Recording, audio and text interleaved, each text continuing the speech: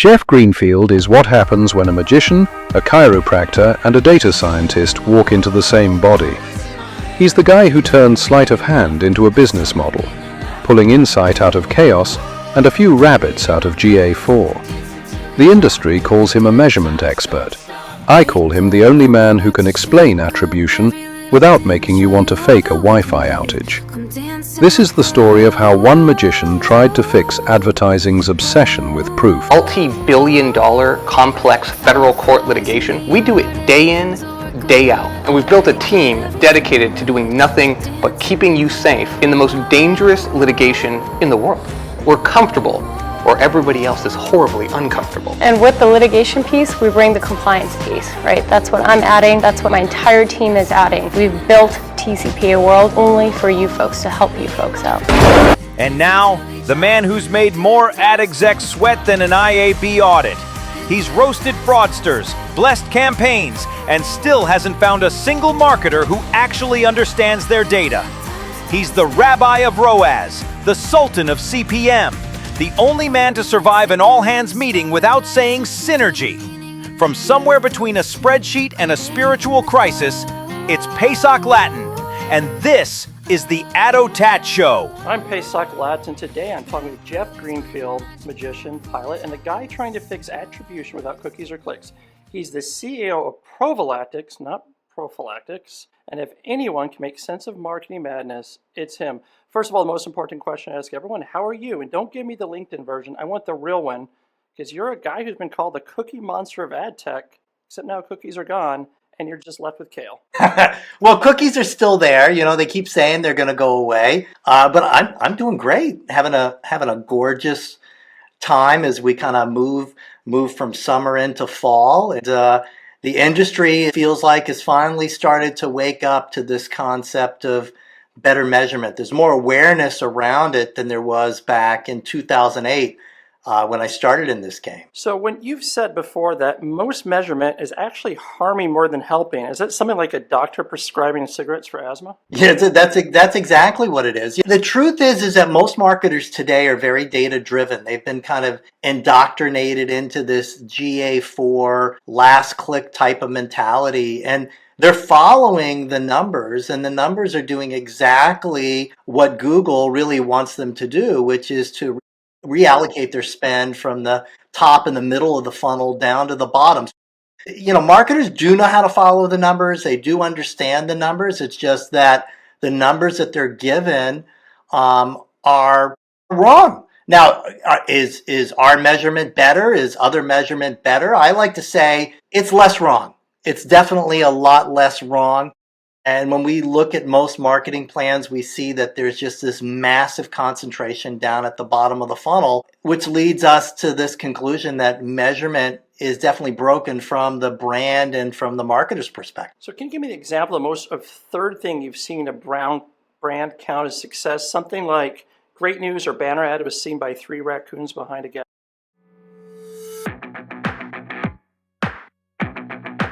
If last touch attribution worked, your waiter would take full credit for your meal. We make sure the chef gets credit too. Incremental.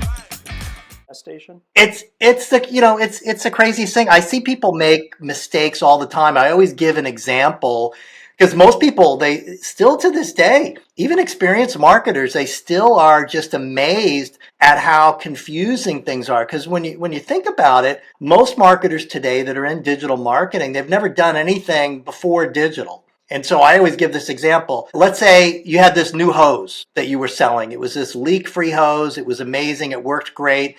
And you started running ads on Meta, so Facebook and Instagram, and then you started running ads on Google. So when people typed in the name of your hose, they would actually find it. And so somebody goes through and they're scrolling through their Facebook feed and they happen to catch a glimpse of this video. It captures their attention, but they don't act on it. They don't do anything at all. And then the next day or two, they're on Instagram, they scroll by, they see the same video. Now they watch it. And they're like, okay, this is pretty cool. And they say to themselves, you know, when my hose leaks, I'm going to get this as a hose I'm going to get. And then they go out, 2 weeks later and they go to do some gardening and their hose leaks and they're like, oh my God, I should have gotten that hose. What is that called? And they take out their phone and they type in the name of the hose and they buy it. So you, as a great marketer, you go through your stats at the end of the month and you see that specific sale came from Google, not from Meta, it doesn't show up there. Now multiply that a couple thousand times. And if you follow the numbers, what are you going to do? Well, you're actually going to cut your spend on Meta, which in this case would be your awareness driving media, and try to spend more on Google. And the scary thing is that because there's this time delay between attention, awareness, and that actual action that you want people to take, the purchasing of the hose in this case, when you cut Meta down to like nothing, you're not going to see it immediately. Depending upon the type of product or service you have, it could take anywhere from a couple of weeks to even a couple of months. And that's kind of the issue that we're seeing, is that a lot of folks are saying, hey, I figured out the secret. What I found is I was wasting money on these views. They weren't doing anything for me. And the reality is, it is true to a certain extent. It wasn't doing anything that they could see.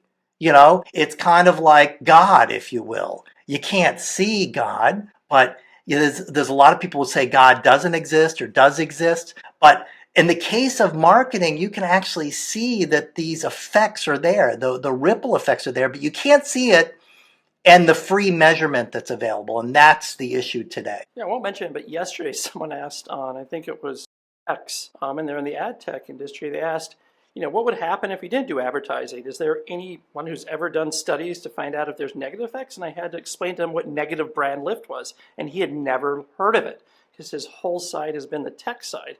So he didn't even know that negative brand lift studies are done all the time. That's where the CMO knows they've done a horrible job.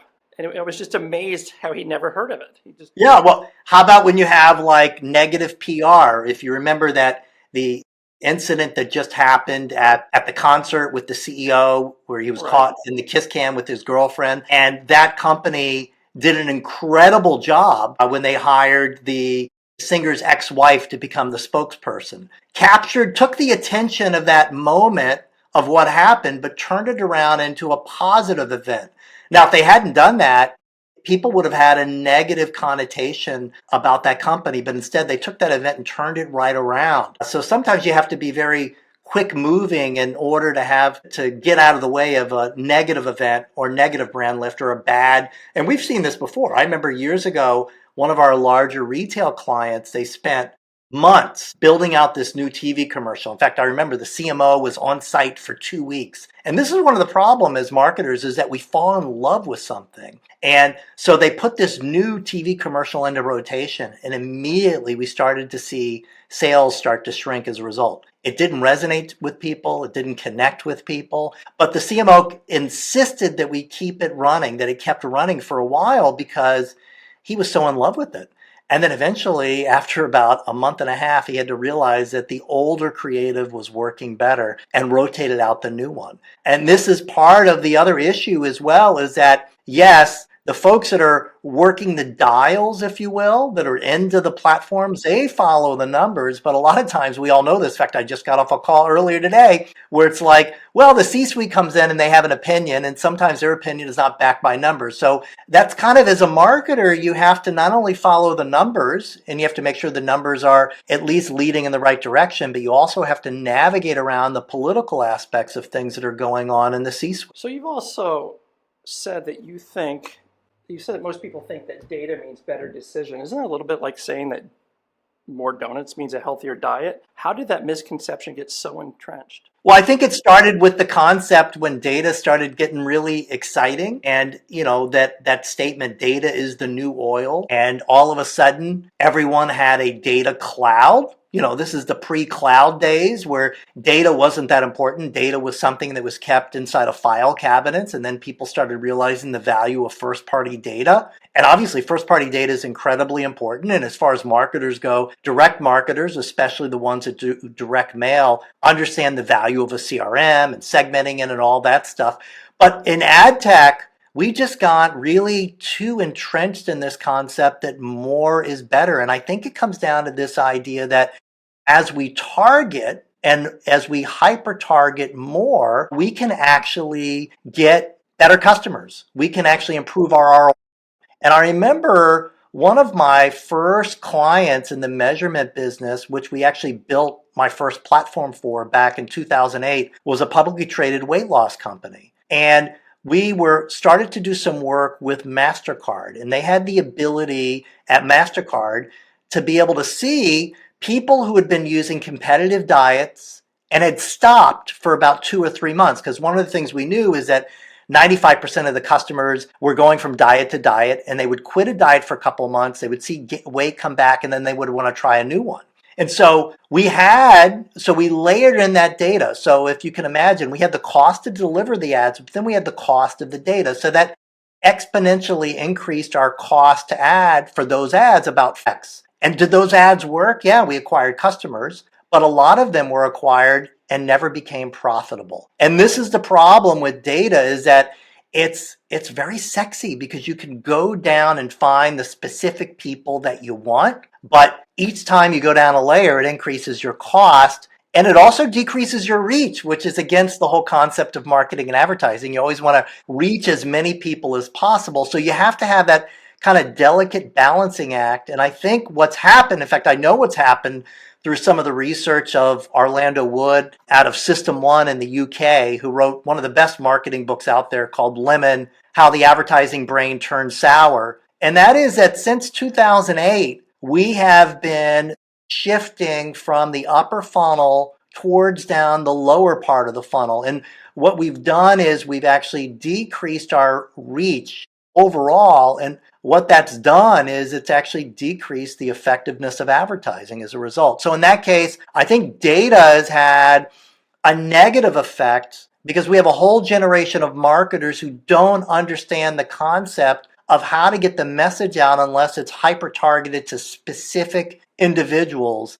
And I think we're selling ourselves short as a community, if you will. So when will attribution grow up into an adult and stop being the teenager that steals beer from the fridge? Well, I think we're getting there. When I first started in this space in 2008, no one knew what the word attribution meant at all. And if you look back to any of the acquisitions that have happened in this space, all of those companies are gone. They all got acquired by publishers and have just kind of pseudo disappeared. But we had this kind of cataclysmic series of events that occurred around COVID that I think have moved the needle forward. We had that big kind of iOS update that kind of took folks like Meta and the other apps and blinded them to a certain extent. And the other things that occurred as well during that time is that we also had this GA4 update. And unlike any other GA update that's ever happened before, in history, whenever Google Analytics updated, it just automatically updated. There was nothing that anyone had to do. But GA4 came out and said, hey, you actually have to update your code. And what that meant for the first time ever is that across pretty much every company in the world that's using GA4, which is like 98% of them, there had to be an initiative to update that code. I mean, if you've got a Shopify store and you're just selling some stuff and maybe you have 5 or 6 employees, it's not a big deal. But if you have several thousand employees and you're selling across the world, it's a whole different story. It becomes an initiative that you have to put budget up against. And all of a sudden, measurement was something that folks were talking about. And at the same time as well, we also lost a lot of those signals because of that iOS update and because of the moves towards these walled gardens, where you can't get that user level data out of there on a regular basis and match it with other walled gardens. And so now we've kind of panned the camera back. We've now kind of have to look at the bigger picture, if you will. And that's kind of what's going on. So now there's all of a sudden, there's just an increase in measurement companies that are hyper focused on MMM as a background, because MMM is what company used before digital. It's all based in statistical marketing. It's all based in contribution, which essentially is incrementality. And it's all based in stuff that has worked since the 50s, but has all been updated. And so for the first time ever, when I talk to folks, it used to be when I would talk to folks back in 2010 about attribution, they would say, I've never heard of that. What are you talking about? Now, there's not a single marketer out there that hasn't heard that there's probably a better way to do things versus last click. And then also on top of it, we now have this proliferation, if you will, of non-click digital channels like connected television. Hell, we're on a podcast advertising, digital out of home. These things that don't show up at all in GA4. So marketers are starting to say, hey, I want to try those things, but why would I even start if I know it's going to be a failure? I need to have something so that I can actually see that it's working. So this is an interesting paradigm. So I think we're at the point where attribution and better measurement is starting to grow up. So it's a cool place to be. So moving on, I want to talk a little about your background. You have done branded entertainment campaigns like How Sweet the Sound and Hottest Mom in America. I had to look that one up. Was that the one in 2007? That was the one in 2006, 2007, yeah. Right.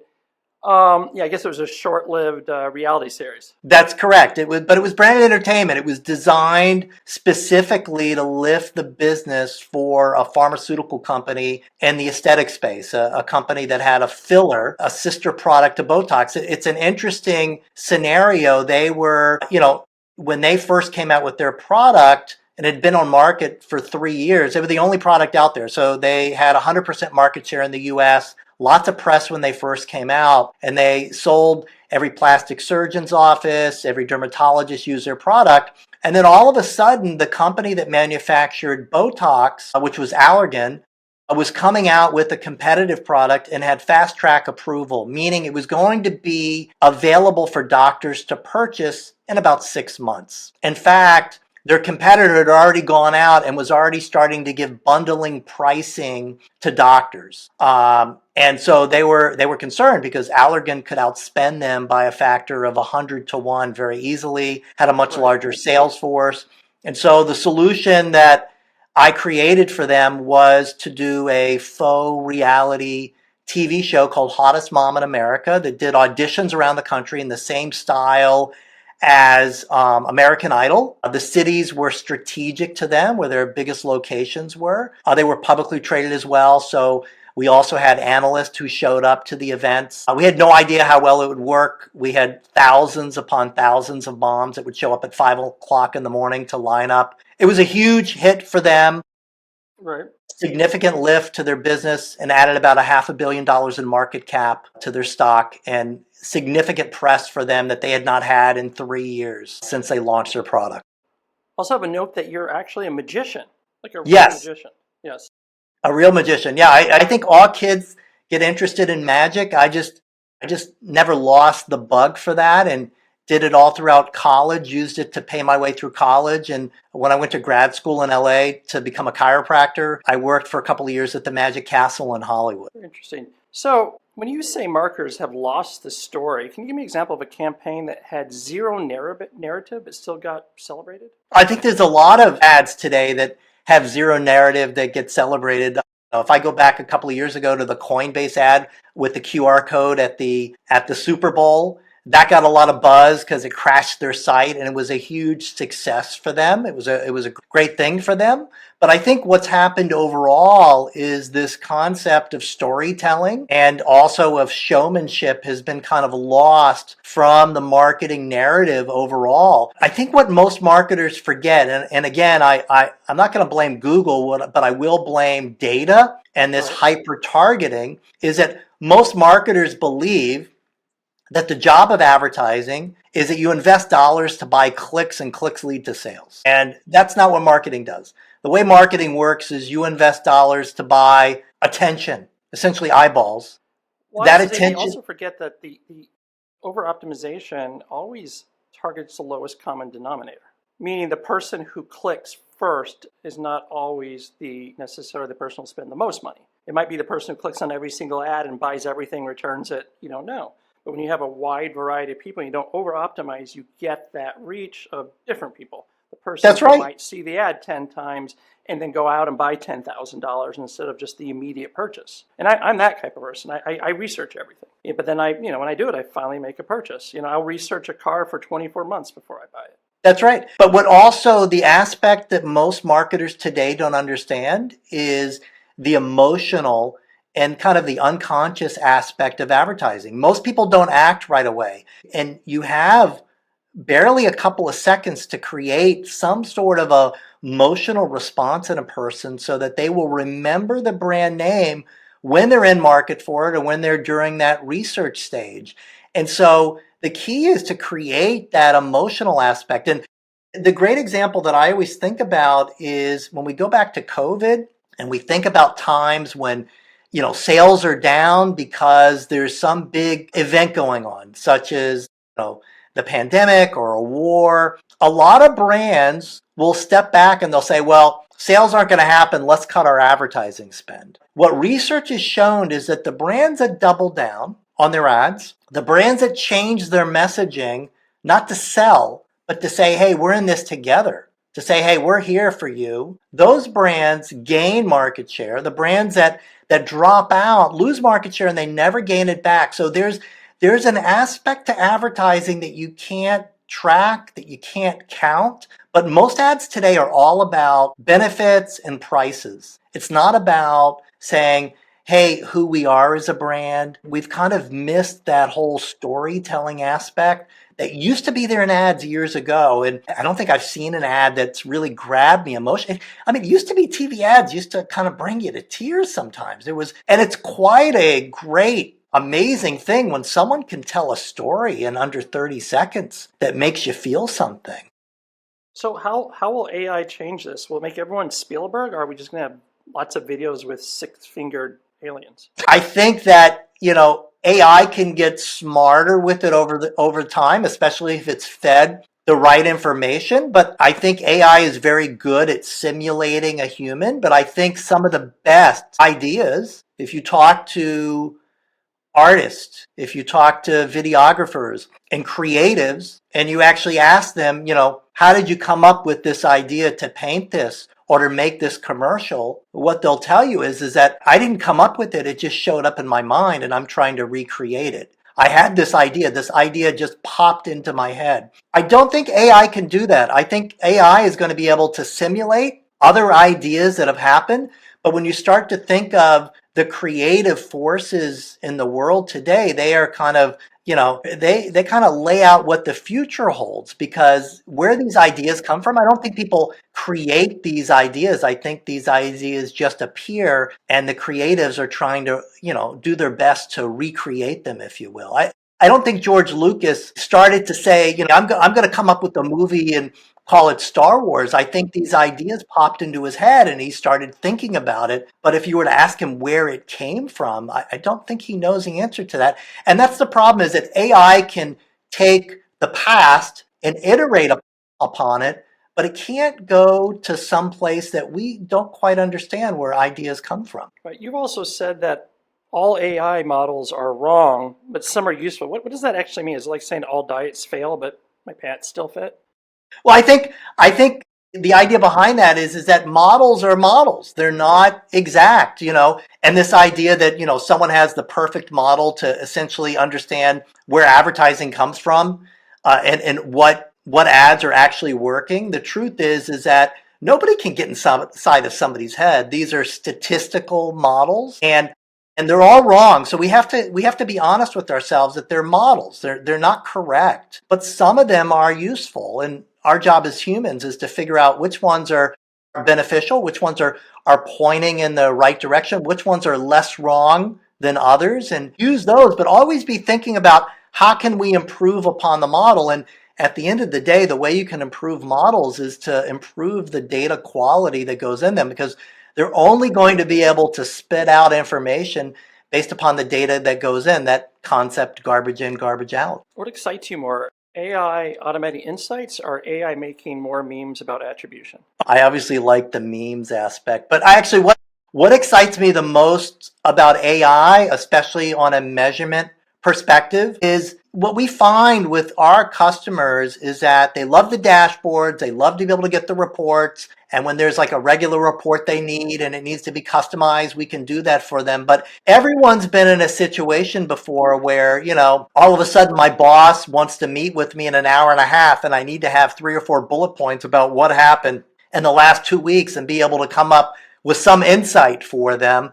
And sometimes you're just in, you've got other stuff going on and you're in a panic to be able to query a large language model that has been trained on your data and maybe even text message it, and that's what we're testing right now. It seems like our clients like the concept to be able to text and be able to get a quick bit of insights. That excites me, and that excites a lot of our clients. I think that, for me, is the big usefulness for a large language model, being able to look over your data set to come out with some very quick last-minute insights when you need them. It's kind of like having like a real-time AI analyst, on call 24/7 who can give you an answer in 30 seconds or less. Does anyone, random question, does anyone ever question what your name is and think you're mispronouncing something?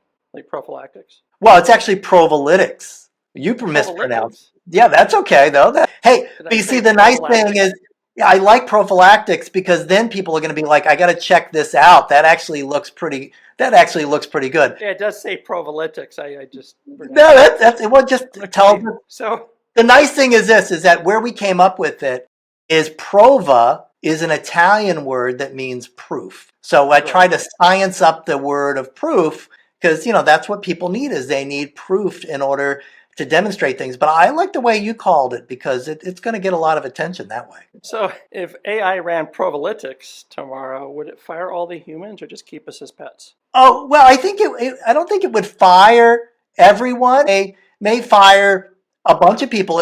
It may give me more vacation time, which I think would be a good thing. That's kind of one of my takeaways as I've gotten older in this space. For me, this used to be a 24/7, 365 type job where I never took any time off. And as I've gotten closer to my early 60s, I've started to realize that the more time away, you gain better insight. So I think AI would tell me to take a couple more days off each week to chill a bit. And now to move on to probably my most hated topic right now, and I just wrote an article yesterday about how much I hate talking about supply path optimization or curation or whatever they're talking about it, calling it now, and the middleman addiction.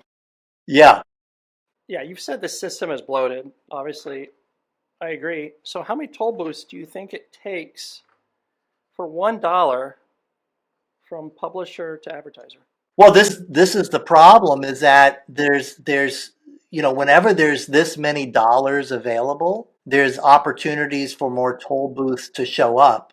And that's the issue that we have going on. The other thing as well is that as marketers, we tend to be shiny object type people. And we go to a conference, we watch a webinar, and we hear about something really cool that's integrated blockchain technology with CTV and with publishers at a hyper level that's leveraging Disney passes, fast passes. I mean, but you're not going to show up on Disney. You're going to show up on Someone's toaster. Right. But people would love that. People would love that. The more freaky it sounds, and essentially it's just layering in some little bit of garbage, some data, some toll booth in there. I remember years ago. You're from the East Coast? Yeah. Do you know what the Garden State Parkway is? Which exit? That's the old joke about Every Jersey. single exit is a toll booth. Right, exactly. If you don't live in the East Coast, every exit is a toll booth, literally. It calculates to you how many miles you've gone and charges you exactly for your mileage. Well, that's like what the mass. It feels like our Adtech world is the GSP. That's exactly right. And the issue is that there's so little transparency that there's an opportunity for more and more folks to come up. This is the problem that we're dealing with, is that especially for marketers that are looking, and especially for agencies as well too, that are looking to cut their costs to continue delivering services, they're layering in platforms where they used to have people, and those platforms actually become another toll booth on top of things. So I don't think this problem is going to go away. I think it's only going to get worse over time. The same thing is true of the fraud issue. The biggest problem, I remember reading an article a number of years ago that the reason Adtech fraud is so massive is because it is the highest reward, lowest risk crime in the world. And there was a consultancy that did a research study on it that just showed that, this is the best return. There's zero risk. The U.S. government has not successfully prosecuted even a case. There hasn't been any major jail time as a result of it. So nobody's done anything to discourage folks from doing it. So as a result, we're stuck with having to have companies like DV and IAS do the best job that they can. That's a great question. This is the issue, is that there's far too many layers that are going on right now, and and no transparency, none whatsoever. Yeah, no worries. How is it now? Pretty good. So if you rebuilt Adtech from scratch tomorrow, what would you keep and what would you burn in a ritual bonfire? Well, I would definitely burn most of the ad fraud. You can't burn the viewability or the non-viewability. That's just an aspect of how ads are delivered. So you still need to have the verification vendors out there. But everyone else, I would get rid of. What I think is interesting, though, is some of the trends that we're seeing. I just read today about, who was it that was signing on with Amazon as part of their retail network. It's interesting to see that Amazon is really beefing up their capabilities. And I think part of the reason that we're going to see a lot of folks sign on with them is because anything that's under that Amazon network is going to be seen under the banner of retail media, which is now a new bucket for a lot of advertisers. What are we spending on retail? And a lot of larger advertisers, it's a whole different team, which means it has different budgets. So we're seeing publishers that are going to start to move over there and move away from other places where they were previously, because they can now be part of that new bucket. So let's get out of the swamp of advertising and stick on a desert island. You have 5 people that you can bring. Who are they? Well, I'm going to bring my wife, obviously. I'm going to bring my dog, Bambi. I'm going to bring one of my favorite bartenders. I don't know which one it's going to be. My wife would probably make that decision. I would bring our massage therapist. And if we're stuck on an island, I would also bring Carl Jung or someone else to kind of analyze my dreams. This is assuming that he's alive. Assuming that he's alive, and also assuming that we're safe and I don't need like a Bear Grylls to help me, build a fire and stuff like that. So speaking of Jungian philosophy, so are these 5 people different archetypes? Now this feels like a session now. Yeah, I'd probably think that they are. We've got the dog, we have the feminine, I don't know what the massage therapist would be, but yeah, these definitely represent the separate archetype. Your wife is okay.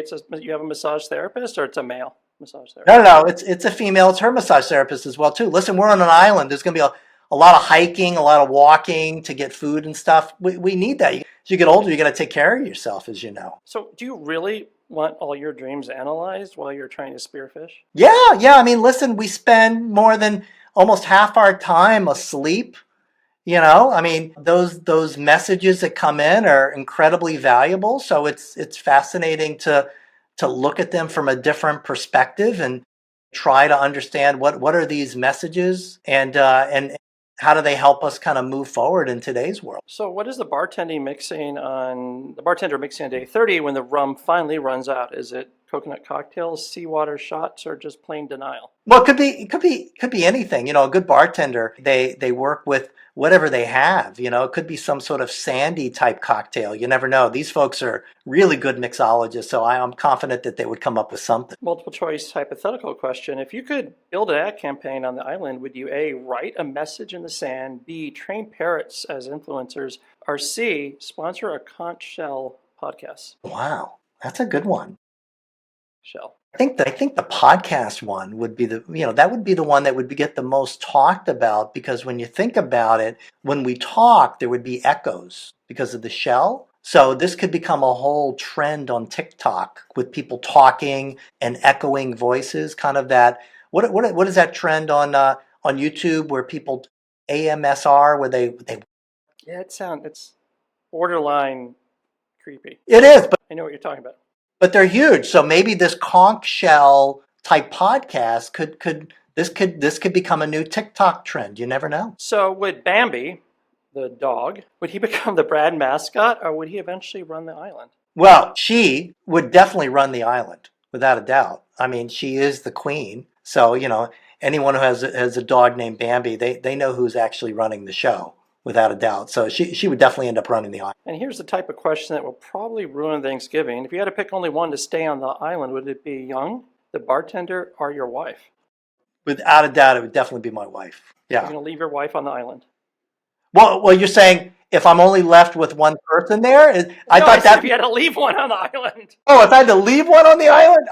No, no, no. The bartender's staying on the island. Yeah, Just yeah. hope your wife doesn't watch this. The bartender's staying on the island, definitely. So, if I mentioned before, you've been a magician, a guy who breaks people's backs, a chiropractor, a founder, a pilot, and a measurement guru. If your life were a Netflix series, what would it be called? Interesting. Well, it's when I look back through all of my kind of careers, it's definitely kind of it's a zigzag, if you will. It's definitely not a linear path, but I try to make sense of it. And the way I look at it is that, magic helps people see things through a different perspective, through a different lens. Hopefully it helps them decrease their stress, but it's a kind of a different perspective.